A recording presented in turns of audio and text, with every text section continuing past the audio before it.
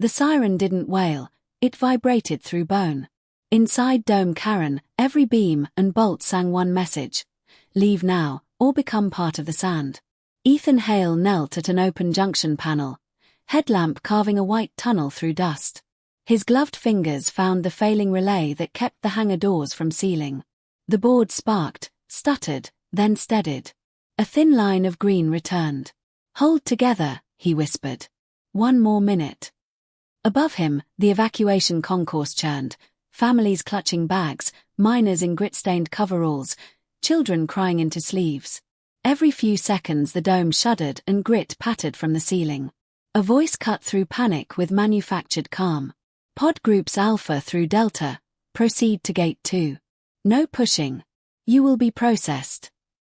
The words belonged to Commander Mara Voss, crisp uniform, crisp posture, standing near the launch lanes as if the dome were merely an inconvenient briefing room. Ethan rose. His wrist screen flashed. Launch window 213. He felt the countdown like a weight behind his ribs.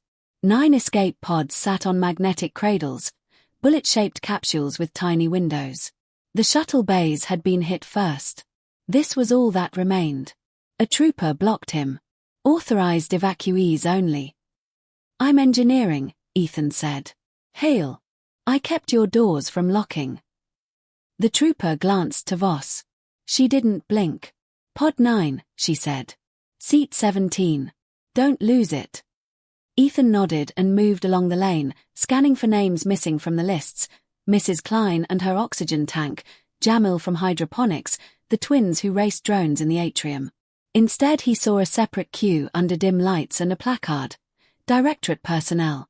His jaw tightened. He pushed toward Voss. That's not right. Voss stepped close, voice low. It's necessary. Necessary to swap civilians for suits. Necessary to preserve continuity, she replied. Limited mass. Limited thrust. Limited time. Ethan gestured at the civilian line, where an elderly woman had sunk to her knees, breath whistling. Continuity doesn't mean leaving them. Voss's expression stayed smooth. You want to save everyone. Build another pod. The dome shook harder. Somewhere outside, a concussion rolled like thunder. Overhead lights dimmed, returned at half brightness. A new alarm chirped. Hull integrity 64%. Ethan swallowed the metallic taste of helplessness and turned away before anger made him stupid. He headed for Pod 9, counting pods, counting seconds, counting the ways the universe loved arithmetic more than mercy. Then he saw her. She was wedged between a cargo pallet and a support strut, as if the crowd had flowed around a stone. Blue skin, the color of deep water, dusted with grit. Hair like pale rose, tangled and wind-lifted. Thin shoulders. A cheap translator collar blinking erratically. Her eyes found Ethan's and locked, wide, stunned, simply certain she had been forgotten. An astray. Here, inside a human dome. Ethan approached slowly, palms open. Hey, he said. You hurt. Her collar crackled. I cannot, the device sputtered, then forced out a word. Alone. A trooper noticed her and stiffened. Contact, he barked. Heads turned. Fear sharpened. Voss's voice snapped over the comm. Remove it from the lane. It's a kid, Ethan said. It is not on the manifest, Voss replied, already moving, sidearm in hand. Back away, Hale. The girl flinched at the weapon. Her fingers clenched a small metal token, an oval etched with unfamiliar constellations, so tightly her knuckles paled beneath blue skin. Ethan planted himself between her and Voss. You're going to shoot a child. Voss's eyes were ice. We are not taking alien refugees onto Directorate property. Pods aren't property, Ethan said. They're lifeboats. They are controlled assets. She raised the weapon a fraction. Move. Ethan's wrist ticked down, 058. The numbers looked like teeth.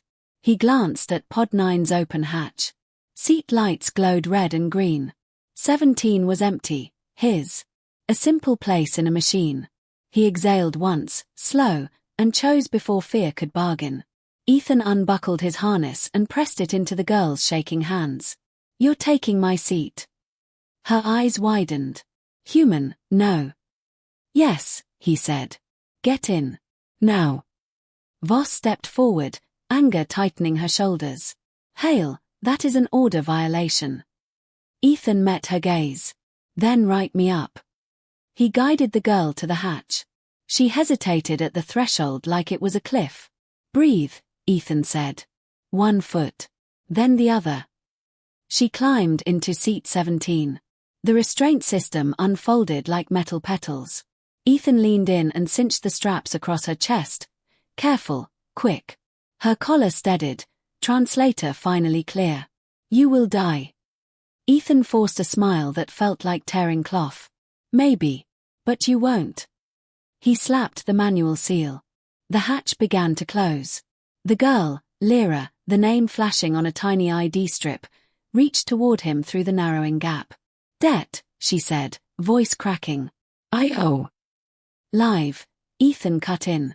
"That's payment." The hatch locked with a metallic thunk. Warning lights strobed. The pod's engines rose into a scream. Voss lunged, shouting for override. Ethan sprinted to the cradle pedestal and slammed the emergency release. The magnetic clamps disengaged with a deep clack. Pod 9 dropped an inch, then fired. The capsule shot down the lane and out through the launch mouth into daylight. For a heartbeat Ethan saw the window, Lyra's face pressed to it, eyes shining with terror and something hard and bright. Then the pod became a shrinking star. The dome groaned. A seam in the ceiling split, and wind howled through, dragging dust into spirals. People screamed. Voss turned back to Ethan, hatred burning through her discipline. "You just started a war," she said. Maybe, he thought, but wars start from cruelty. Sometimes a single kindness starts something else entirely, and I live with that. Ethan didn't answer. His wrist display hit midnight and went dark. He ran for the maintenance corridors, for the guts of the station, for any pocket of air that might outlast his luck. Behind him, the last escape pod was already gone. 8 years later, Ethan Hale learned that silence could be louder than sirens. New Carthage Orbital never slept. The station hummed, ventilation breathing, mag rails singing, dock clamps thudding like distant hearts. Ethan floated along an exterior truss in a maintenance cradle, plasma torch whispering as it stitched a hairline fracture in the hull. Beyond his visor, Earth curved blue and indifferent. He liked it out here. Space didn't ask questions. "Seals holding," he muttered, checking the weld. His hands were steady. They had learned steadiness the hard way. He drifted back toward the airlock, keyed the cradle in, and peeled off his gloves. His forearms bore old scars, thin lines, pale against tan, souvenirs from a month spent hiding in the bones of a dead dome. He didn't think about Karen, 7 unless sleep betrayed him. The lock cycled. Inside, the corridor smelled of oil and citrus cleaner. A news ribbon scrolled along the bulkhead, unscheduled docking, clear all lanes. The font jittered, corrected, then stabilized. Ethan frowned. Unscheduled meant trouble. "Hey, Ghost," a voice called. Rook leaned against a crate of replacement coils, grin too sharp to be innocent. "You hear the music?" "I hear alarms pretending to be manners," Ethan said. "What is it?" Rook's grin slipped. "A stray ship. Big one. Clean lines." Dockmaster's sweating through his suit. Ethan's stomach dropped like a tool in 0G. "That's not funny." "I don't joke about hull silhouettes," Rook said. "They've been broadcasting for 5 minutes. Station's locked down." Ethan walked past him toward the viewport. A sleek vessel slid into alignment, dark metal catching light in facets, geometry that felt deliberate in a way human craft never managed. It moved like it knew where it belonged. "No," Ethan whispered. The past didn't knock. It docked. Security teams flooded the concourse below, boots clattering. Screens flickered to a directorate seal. Ethan turned away before the emblem could finish loading. He had learned how quickly eyes found faces when a narrative needed a villain. "Hide," Rook said quietly. "Voss is on station." That name still had edges. "How do you know?" Her shuttle cleared quarantine with a wink, Rook replied. She doesn't wink. Ethan swallowed. He could already hear her voice in his skull. Precise, inevitable. I'm not running. Didn't say run, Rook said. Said hide. They ducked into a service alcove as a patrol passed, helmets opaque. Ethan kept his breathing even. When the footsteps faded, Rook slipped him a data chip. Pod manifests. Raw. Not the polished version. Ethan closed his fist around it. You're going to get yourself spaced. Rook shrugged. History hates gaps. The station lights dimmed. A hush spread like frost. The broadcast came without flourish, translated cleanly into every channel. A voice spoke, measured, calm, resonant. People of this station. We seek the human called Ethan Hale. The corridor seemed to tilt. Ethan leaned against the wall until the metal steadied him. A debt remains unpaid, the voice continued. We have come to settle it. Rook stared at him. You're famous. Not the good kind, Ethan said. Another patrol rounded the corner. This one stopped. Hale, the trooper said, visor lifting. By order of Directorate Security, you are detained for questioning.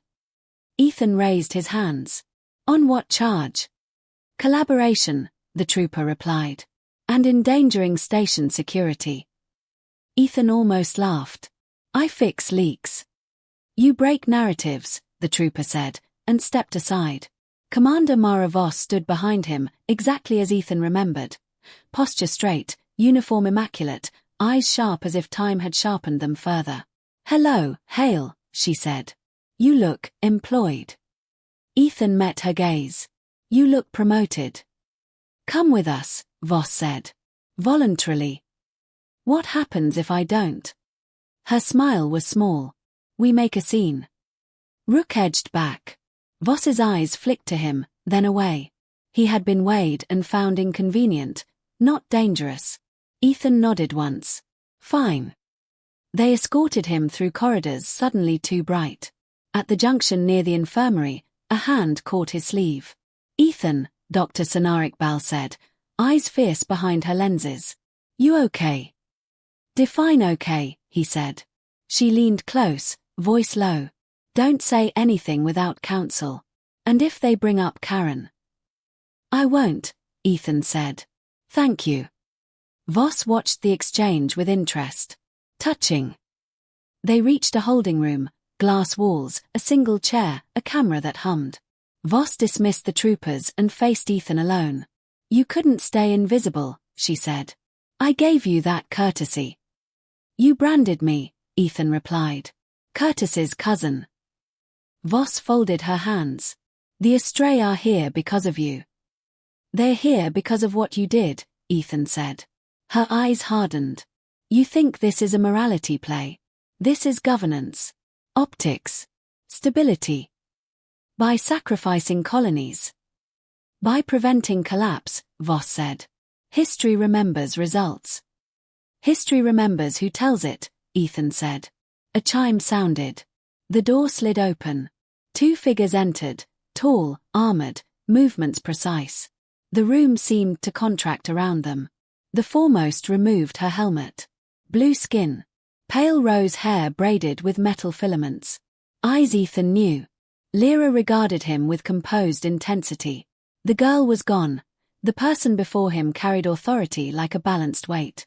Ethan Hale, she said, translator flawless. I am Lyra of the Astray. I have come to repay what you gave. Voss stepped forward. This man is under arrest. Lyra's gaze did not shift. He is under my claim. The air between them tightened, a wire drawn taut. Ethan felt the pull of 8 years snap into place. Lyra inclined her head toward him. Not gratitude. Recognition. Outside, the station held its breath. Ethan found his voice. You lived. I lived, Lyra said. Because you chose. Voss's hand hovered near her sidearm. End this. Lyra turned then, eyes like starlight through deep water. Commander Voss, she said. Your name appears in our records. Voss went still. Lyra continued. calm as orbit. So does a lie. The camera hummed. Somewhere beyond the glass, the astray ship waited, patient. Ethan realized something then, not hope, not fear, but balance. He had given a seat once. The universe had not forgotten. And silence, at last, leaned in to listen. The holding room felt smaller with the astray inside it. Not because of size, though Lyra's guards were tall, but because of the quiet certainty they carried. It pressed against the glass, against the camera, against the lie the station had been telling itself for years. Lyra removed the token from her breastplate and set it on the table between her and Ethan. The oval metal caught the light and refracted it into soft constellations. "You recognize this," she said. Ethan nodded. "You were holding it when we met." "It is a witness mark," Lyra replied. "It records the moment a life is spared at cost to another. Our law binds such moments." Voss scoffed. "Your law does not bind us." "It already has," Lyra said, still calm. "You simply have not acknowledged it." Voss's eyes flicked to the camera. "End the broadcast," she snapped. The camera did not comply. Rook's voice crackled from a wall speaker, cheerful and terrified. "Sorry, Commander. Systems hiccup. Happens." Voss closed her eyes for a fraction of a second. When she opened them, the room felt colder. "You're staging a spectacle," she said to Lyra. "To what end?" "To truth," Lyra answered. "And to repayment." Ethan leaned back, hands flat on the table. "I don't want a war." "Nor do we," Lyra said. "War wastes debt." She tapped the token. The room lights dimmed, then steadied as a projection unfolded. Grainy, time-stamped footage from Karen 7. The dome. The pods.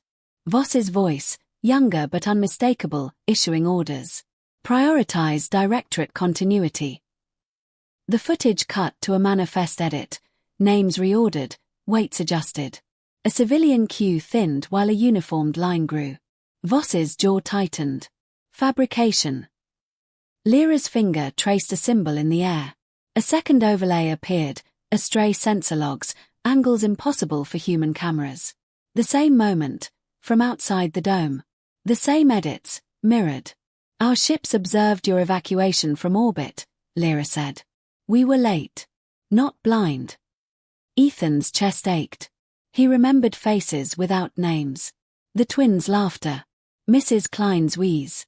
"You abandoned them," he said quietly. "I saved billions," Voss shot back. "Colonies fail. Systems endure." Lyra regarded her. "Your arithmetic excludes souls." Voss turned on Ethan. "You think she's your savior? This is leverage. They want concessions. Borders. Technology." "I want you alive," Lyra said to Ethan, ignoring Voss. "Under our code, I owe you protection equal to what you gave." "I gave a seat," Ethan said. "Not my future." Lyra inclined her head. "Seats are futures." A rumble rolled through the station. Dock clamps engaged around the astray vessel with a grinding finality. Red lights strobed along the concourse. Voss smiled thinly. "Enough theater. A stray ship seized pending investigation." Lyra's guard shifted, hands hovering near tools that were not weapons until used. "We do not resist seizure," Lyra said. "We record it." "Record away," Voss said. "You are on our station." The broadcast flickered. Rook swore softly over the channel. "They're spinning it already. Feed saying the astray abducted Hale." Ethan exhaled. "Of course they are." Lyra's gaze sharpened. "Then the debt demands a different payment." She stepped closer to Ethan. "We can extract you now. Quietly. Your people will claim you vanished." Ethan shook his head. "That fixes me. It doesn't fix this." Voss laughed. "Brittle. Listen to the hero. He wants a podium." "I want daylight," Ethan said. "All of it." Lyra considered him, eyes searching. "Daylight burns." "Let it," Ethan said. "I'm tired of the dark." A tremor passed through Lyra's composure, not doubt, but respect. "There is a clause," she said. "Rarely invoked. The bridge. Voss's smile faded. Explain. When a life debt threatens many lives, Lyra said, the debtor may transform repayment into connection. Sanctuary becomes speech. Protection becomes proof. She turned to the camera. We will submit to an open hearing. Station-wide. All records shared. No edits. Voss stepped forward. Denied. Ethan leaned in. You don't control the clamps. Voss froze. What? Ethan met her stare. I've been fixing your leaks for 8 years. Docking ring C runs on legacy firmware. Manual override exists for emergencies. I know the sequence. Silence thickened. Even the hum seemed to pause. You would threaten a ship, Voss said. I would threaten a lie, Ethan replied. Big difference. Rook's voice chimed, breathless. He's not bluffing. I see the port. Voss's face hardened into something raw. You do this, Hale, and you burn every bridge you have. Ethan smiled without humor. I'm building one. Lyra placed her hand over the token. Then speak, human. The camera brightened. Screens across New Carthage bloomed to life. Faces turned upward. The station leaned in. Ethan straightened. His voice carried, not loud, not theatrical, but steady. My name is Ethan Hale. 8 years ago, on Karen 7, I watched my home die. I watched lists change while people begged. I gave up a seat so a child could live. He gestured to the projections. These are the records. Unedited. Watch them. The footage rolled. The edits. The orders. The abandonment. Voss tried to interrupt. The audio cut her off. Ethan continued. This isn't about aliens. It's about us. About who we decide to be when there aren't enough seats. A murmur swept the station, anger, grief, recognition. Lyra stepped into frame. We are the astray. We did not come to conquer. We came to repay. Voss drew her weapon. Lyra's guards moved, not to strike, but to interpose, shields flaring translucent and strong. The room vibrated with held violence. Ethan's finger hovered over the override panel embedded in the table's edge, old metal, familiar grooves. He didn't press it. Stand down, he said to Voss. Let the truth land. For a heartbeat, no one breathed. Then a new voice cut through the channel. Station command, shaken. Commander Voss, stand down. Internal Affairs has jurisdiction. Voss stared at the screens, at the faces, at the bridge forming without her permission. Slowly, she lowered the weapon. Lyra's gaze softened. Debt, she said to Ethan, is not a chain. It is a crossing. Outside, the astray ship waited, clamped, watched, unafraid. The bridge held.